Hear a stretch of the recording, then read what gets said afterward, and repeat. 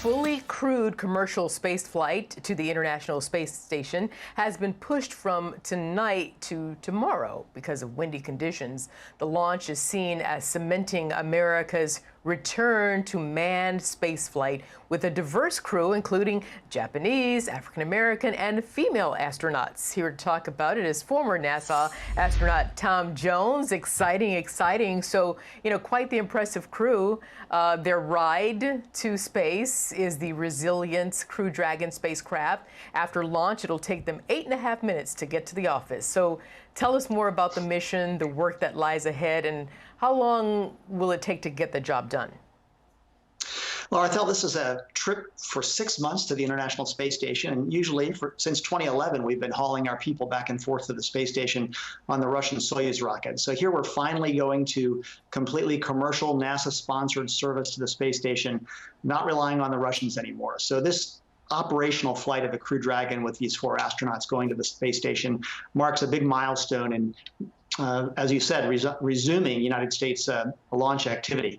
And it's an important capability for us to be out from under the Russian monopoly. So the crew goes up for 6 months. They dock their Crew Dragon spacecraft to the space station. It will stay there with them for the 6-month expedition, and they'll join 2 Russians and American Kate Rubins who are up there right now. So for the next 6 months, we'll have 7 people on board, boosting the science capability of this space station.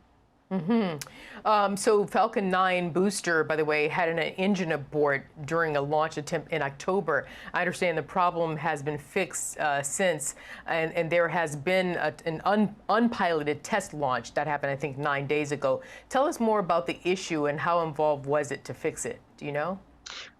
I do. NASA and SpaceX collaborated on finding out the cause of the pad abort.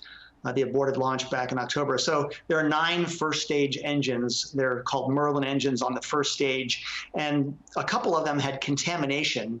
A flaky coating had peeled off some of the piping in the turbo pumps and obstructed a relief valve. And that caused a slow start, which caused the launch to abort. Well, they tracked down that contamination and removed a couple of engines on the flight that's going to take place tomorrow with the astronauts and made sure that those engines were up to snuff. And then to add confidence, there was an unmanned satellite launch of a Falcon 9 that was successful in early November. And then just last Wednesday, they fired up all 9 engines on the crew transport rocket to make sure that those engines could crank up normally. And all the signatures of the startup were normal, and now that rocket's ready to go tomorrow. Very good. Well, like you said, this is very, very crucial for the American space flight to be independent of Russian space flight. Do you expect more trips like this in the future? Now, there's a whole sequence of crewed flights both on SpaceX in 2021, and soon Boeing will have their spacecraft, the Starliner, in service as well, probably next summer sometime. And so we'll have 2 ways to get independently to the space station. In case one of those goes down, we have the redundancy there. And by having 7 people on board, and that's what these new spaceships enable, we will have more science productivity out of the space station crew.